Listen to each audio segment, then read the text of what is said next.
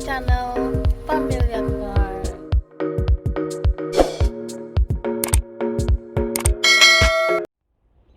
Hello, this is Robert. I'm going to show you how to change the cabin filter on a 2019 Nissan Rogue Sport. This is on the passenger side. You come over here to this, there's a little tab thing right over here. And you pop it out like so. You reach in here and you'll fill the filter, and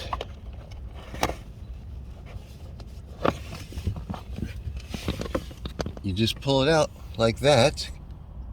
So here's the old filter. As you can tell, it's kind of dirty. Now I just got to put the new one back in there and put this plastic tab back over it.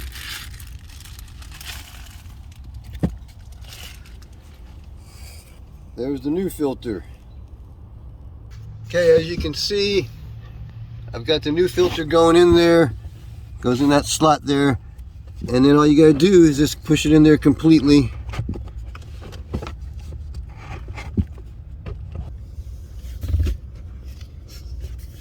Okay, you just push it in.